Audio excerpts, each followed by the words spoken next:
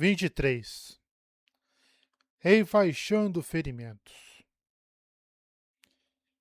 Exatamente como você indicou, há uma divisão que eu não havia antecipado entre os outros fractais. Caladinho apertou bem a atadura no tornozelo do menino. Da próxima vez, Adin, desça os degraus um de cada vez. O garoto assentiu solenemente. Devia ter entre 12 e 13 anos. Um de cada vez. Até eu conseguir meu espreno. O quê? Seu espreno? Vou ser um corredor dos ventos. Aí vou descer degraus flutuando. É isso que significa ser um radiante, então? Perguntou o Caladinho, levantando-se. Flutuar. Isso. E você pode grudar seus amigos nas paredes se eles brigarem com você. Um corredor dos ventos me contou. Deixe-me adivinhar. Um sujeito baixinho, herdaziano, sorriso enorme? Isso. Certo. Mas até lá preciso que você não apoie o peso nesse pé. Ele olhou para o pai do garoto ali perto, com as calças manchadas com creme de ceramista. Ele vai precisar de uma muleta se for caminhar para algum lugar. Volte e me procure em uma semana. O progresso dele vai nos dizer se houve fratura ou não. Rapaz, parece que ele acertou, hein? Eu tô com o pé mesmo lugar machucado. O pai ajudou o filho e murmurou um agradecimento. Enquanto eles partiam, Caladinho lavou devidamente as mãos na pia da sala de exame. Haviam assimilado os maneirismos do pai naquela questão. Sabedoria dos arautas, dizia-se. Conhecera alguns daqueles arautos, e eles já não lhe pareciam tão sábios, mas tudo bem. Era estranho usar um avental branco de cirurgião. Lirin sempre havia desejado ter um daqueles. Dizia que roupas brancas deixavam as pessoas calmas. Os açougueiros ou barbeiros itinerantes, homens que frequentemente realizavam cirurgias ou trabalho dentário nas vilas pequenas, tendiam a ser sujos e ensanguentados. Ver um cirurgião usando branco instantaneamente proclamava: Este não é um lugar daqueles. Ele mandou Howen, a garota da cidade que estava lendo para ele naquele dia, chamar o próximo paciente. Secou as mãos. Então, no centro da pequena sala de exame, soltou um longo suspiro.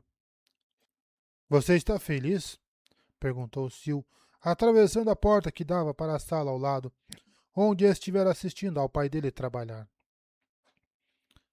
Não tenho certeza. Estou preocupado com os soldados lá fora, indo para a batalha sem mim.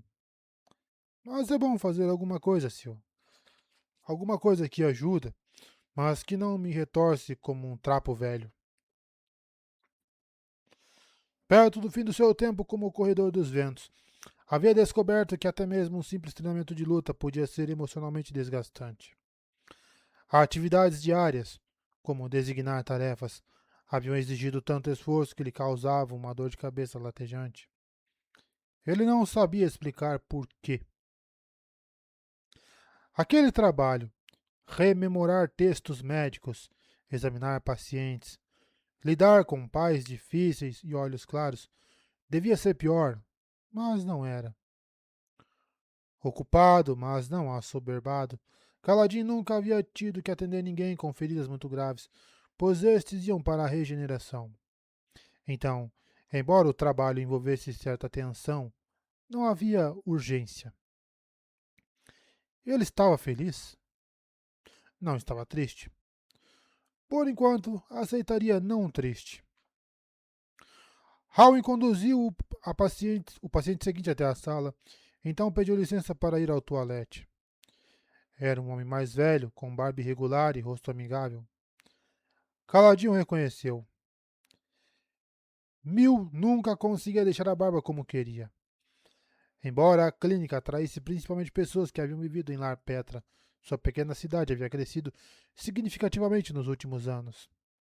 A maioria dos refugiados não era herdaziana, mas aletianos das vilas mais próximas à fronteira. Assim, embora Caladin sentisse que deveria reconhecer todos os seus pacientes, Muitos deles eram estranhos. Era bom rever Mil.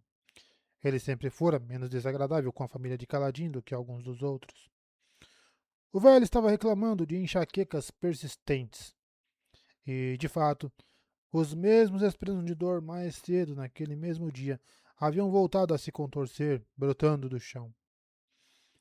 Depois de eliminar as causas comuns, desidratação, falta de sono, Caladim fez com que ele descrevesse o local de onde a dor geralmente se originava e perguntou se as enxaquecas afetavam sua visão.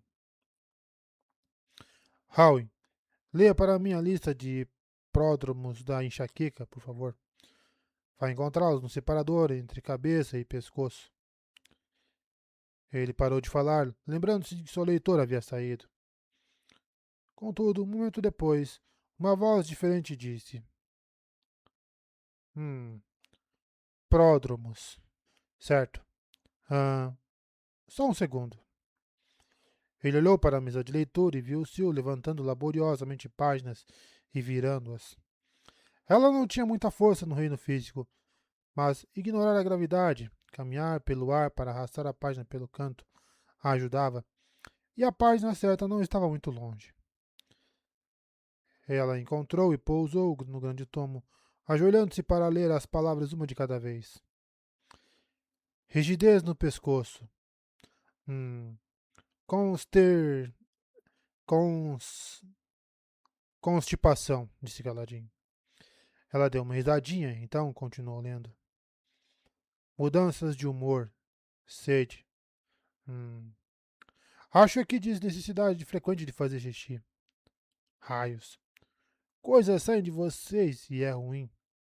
Coisas não saem e é ruim também. Como conseguem viver assim? Ele ignorou o comentário, conversando com Mil sobre suas dores. Caladin sugeriu que ele visitasse os dançarinos de precipícios para uma regeneração. Mas Mil estava sofrendo havia meses, então era improvável que os dançarinos pudessem fazer algo a respeito. Felizmente, havia remédios que podiam ajudar, e, como Jasna conseguia transmutar uma grande variedade de substâncias, eles tinham acesso a medicamentos raros. Embora Caladin e a rainha não concordassem em muita coisa, ele tinha que dar algum crédito a ela por estar sempre disposta a fazer remédios. Entregou a Mil um documento de requisição para obter alguns remédios do quarteleiro médico e mandou que passasse o mês registrando cada enxaqueca, assim como os sinais de que uma estava chegando. Não era uma grande ajuda no momento, mas Mil sorriu de orelha a orelha. Na maioria das vezes, as pessoas só queriam saber que não eram idiotas nem fracas por irem até lá. Queriam ter certeza de que suas dores eram reais e de que havia alguma coisa, mesmo que pequena, que podiam fazer em relação ao problema. A simples reafirmação podia valer mais do que um medicamento. Caladinha acenou para se despedir de Mil, grato porque, apesar da quantidade de tragédias suficientes para várias vidas que haviam sido espremidas nos anos entre aquela época e agora, ele ainda se lembrava de grande parte do treinamento de cirurgião. Caminhou até Sil, que havia se acomodado com as pernas pendendo da beira de um livro. Naquele dia, ela estava usando algo parecido com o que a mãe dela gostava de usar. Uma saia discreta e uma blusa abotoada, de estilo ligeiramente taileno. Então, quando foi que você aprendeu a ler? Perguntou ele. Na semana passada. Você aprendeu a ler em uma semana? Não é tão difícil quanto parecia de início. Pensei que, agora que você é cirurgião, precisa de alguém para ler para você. Acho que também posso me transformar em ferramentas cirúrgicas. Quer dizer, não como um bisturi, já que, você sabe, eu não corto carne de verdade. Mas seu pai estava usando um martelinho no outro dia. Para testar reflexos, disse Caladin. É melhor com um envoltório de pano ou de borracha. Você pode se transformar em outras coisas além de metal? Eu adoraria não ter que compartilhar o estetoscópio com meu pai. Outra ferramenta cara que os cirurgiões de Taravangian haviam fornecido quando solicitados. Eu não sei. Eu sinto como se houvesse um bocado a explorar com nossos poderes, Kaladin. Coisas que no passado eles talvez não tivessem tempo ou recursos para pensar, porque estavam sempre lutando. Ele concordou, pensativo. Sil estava com um olhar distante e, quando notou que ele estava olhando, colocou um sorriso na cara. Pareceu falso. Era como se ela estivesse se esforçando um pouco demais naquele dia. Ou talvez ele estivesse projetando. Caladinho se espreguiçou, então saiu e deu uma olhada na sala de espera. Havia apenas mais algumas pessoas, então tinha tempo para uma pequena pausa. Atravessou o corredor até a sala da família, que tinha uma porta que dava para a sacada comunitária. Como havia torcido para que acontecesse quando eles se mudaram para lá. A ampla sacada se tornara um ambiente de reuniões e propósitos gerais para o povo de La Petra, como uma praça da cidade. Roupas lavadas sacudiam em cordas de um lado, crianças corriam e brincavam, pessoas conversavam sentadas. Caladinho foi até o parapeito da sacada. Abaixo, era possível ver os exércitos de Dalinar se reunindo para a viagem até Azir. Ele se forçou a olhar e admitir que não iria junto. Uma figura de azul passou voando. Leighton devia ter visto Caladin, porque pouco tempo depois um grupo maior de corredores dos ventos pairou perto da sacada. Quando pararam suas atividades, as crianças correram até o parapeito. Todos juntos, os corredores dos ventos fizeram uma saudação. A saudação da Ponte 4. Embora a maioria nunca houvesse estado na Ponte 4 e eles não usassem a saudação uns com os outros, sempre a faziam para Caladin e para os outros membros dos primeiros corredores dos ventos. Ele devolveu a saudação, unindo os pulsos. Os 50 e tanto corredores dos ventos se voltaram e desceram. Abaixo, uma luz brilhou em um círculo ao redor do sacro portal, fazendo um batalhão inteiro de tropas desaparecer. Haviam descoberto que a quantidade de luz das tempestades usada em uma transferência dependia do radiante que operava o dispositivo. Quanto mais experiente o radiante, menos luz das tempestades era necessária. Jasna devia estar operando naquele dia. Ela era capaz de usar seus poderes para fazer coisas que iam muito além do que qualquer um dos outros. Embora não se exibisse, claramente havia jurado o quarto ideal. Aquele que Kaladin nunca alcançaria. Estão todos indo embora, disse Sil baixinho, pousando no ombro dele. Nem todos. Cerca de 20 vão permanecer para guardar a torre, permaneceu Kaladin. Mas nenhum dos seus amigos. Era verdade. Todos os antigos membros da Ponte 4 estavam indo com Dalinar. Talvez Helen ficasse para trabalhar nos campos? Muito embora ele geralmente escolhesse ir com a equipe de apoio dos corredores para ajudar, com David e alguns aspirantes a escudeiros. Ao observá-los partir, era impossível não se sentir muito sozinho. Lembre-se da paz que sentiu na semana passada, pensou Caladinho. Não sinta pena de si mesmo. Fique empolgado com o novo caminho que abriu à sua frente. Os pensamentos não funcionaram. Ainda doía vê-los partir. Doía saber que Shalin e Adolin haviam ido para Shadesmar sem ele. Ele tinha os pais e o novo irmão, e apreciava aquilo. Mas os homens e as mulheres da Ponte 4 haviam se tornado igualmente importantes para ele. Aquela parte da sua vida havia acabado. Era melhor não pensar no assunto. Kaladin voltou à sala de exames. Halwyn estava esperando, então ele mandou que ela chamasse o próximo paciente. Ele pegou o ritmo, vendo pacientes e ocasionalmente enfiando a cabeça na sala ao lado para pedir conselho ao pai quanto a um diagnóstico ou remédio. Tratou um número incomum de pessoas com tosse.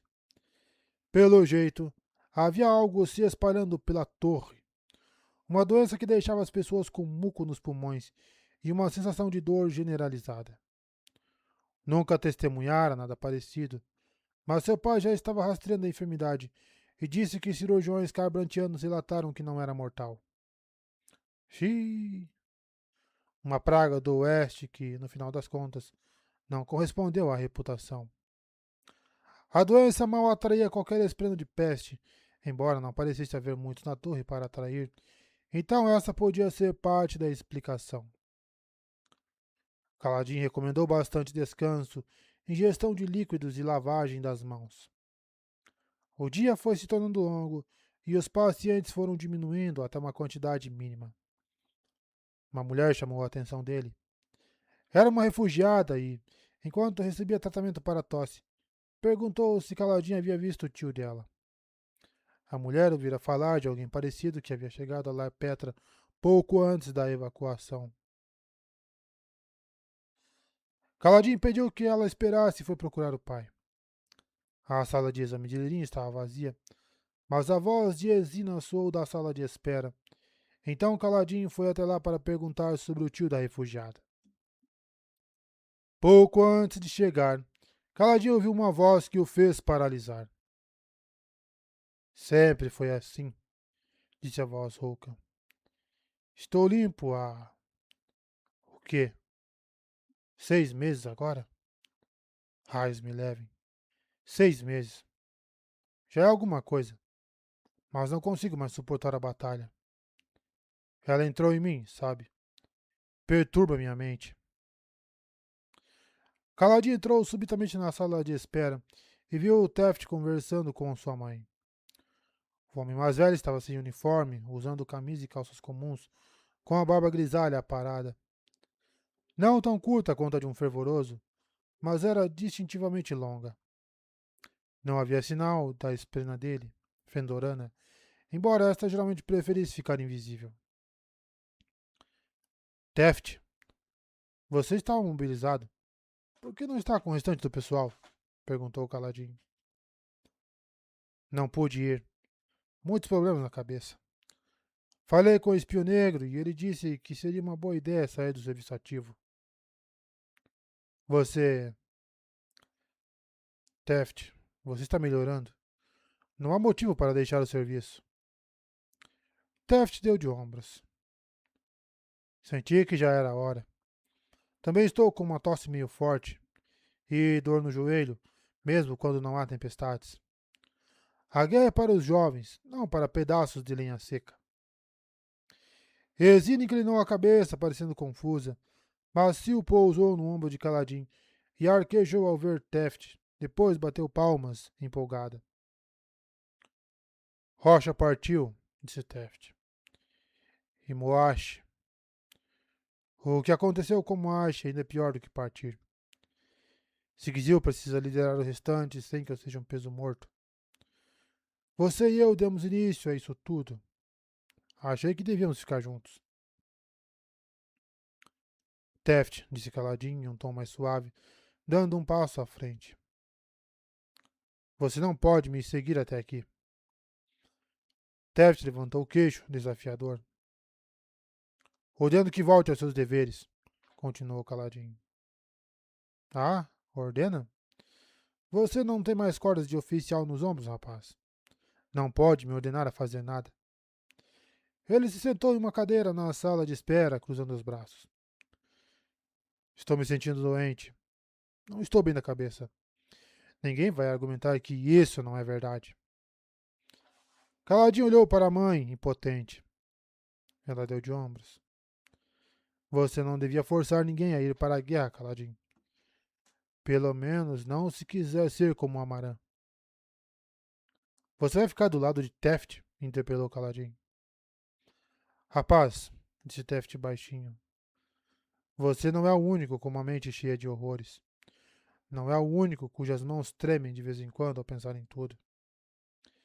Eu também preciso de descanso. Juro por Kelek. Ele estava exagerando. Caladin sabia disso. O homem, embora com tendência a vícios de comportamento autodestrutivo, não estava com trauma de combate. Mas isso também não era algo fácil de provar, especialmente quando o homem em questão era tão obstinado quanto Taft.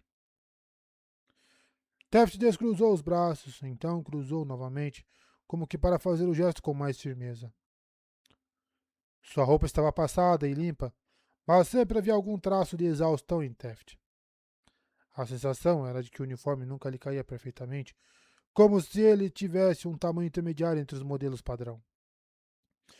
Dito isso, até o âmago, ele era, até o âmago, um homem do exército. Se havia algo que um bom sargento fazia era nunca deixar seu oficial entrar em uma situação desconhecida sozinho. Em que problemas um Olhos Claros não podia se meter se alguém sensato não o acompanhasse? Taft levava ideias como essa muito a sério, e Caladin soube, ao olhá-lo nos olhos, que ele nunca iria ceder. Tudo bem. Taft se levantou de um salto, fez uma pequena saudação parisina, então seguiu o passo de Caladin até a sala de exames. Então, o que vamos fazer? Perguntou Taft. Você falou que queria um diagnóstico, disse ele parando junto à porta. Que nada. Eu já sei que sou maluco.